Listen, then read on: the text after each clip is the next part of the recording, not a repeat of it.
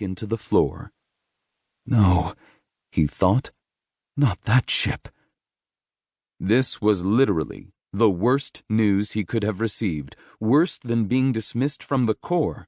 His parents might have gotten over that eventually, especially with the media on his side, but there was no excuse for this. The Endurance had a slew of nicknames among the United Earth Law Enforcement Corps. The Misfit, the Dead End, the Quacker Barrel, and the No I Quit Instead among them. It was the dumping ground for officers who had no business staying in the service, but who, for one reason or another, dispatch couldn't actually kick out. To keep them out of the way, the Endurance spent all of its time patrolling the area of empty space around Neptune and running a handful of off-the-wall science experiments. It never did anything. It never saved anyone. It never stopped any crimes.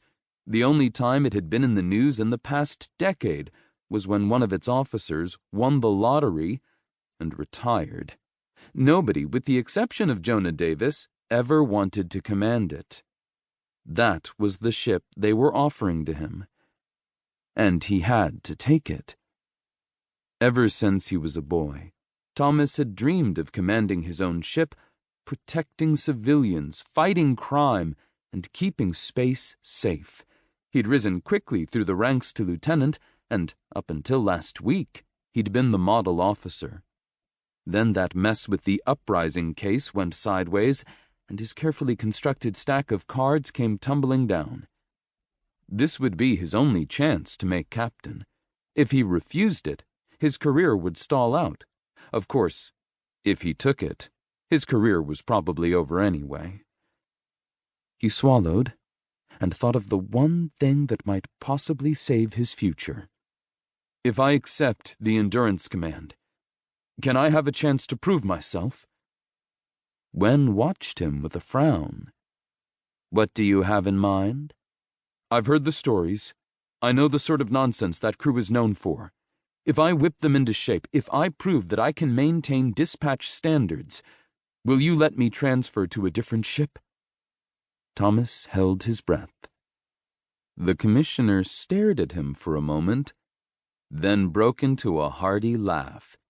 If you can fix up that ship, then by all means, Withers, you can transfer to any ship in the fleet.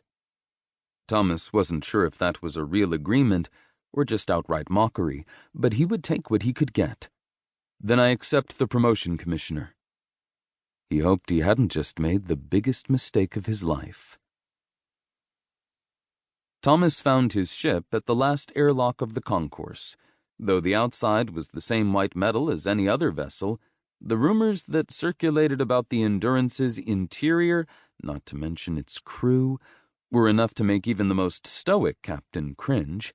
He steeled himself. Now or never, Thomas. Taking a deep breath, he entered his authorization code into the airlock activation panel. It beeped twice, and its indicator light flashed red. Entry denied.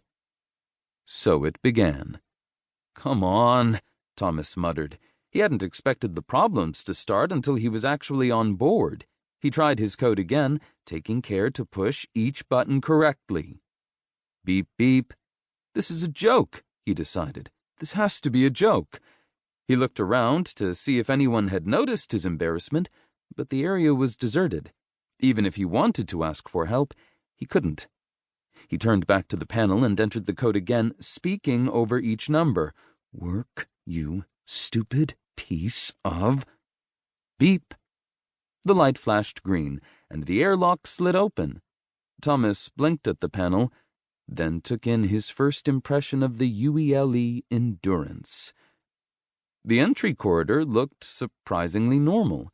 The white metal walls, the plain brown carpet, and the overhead light panels all seemed perfectly functional and perfectly standard among the United Earth Law Enforcement fleet.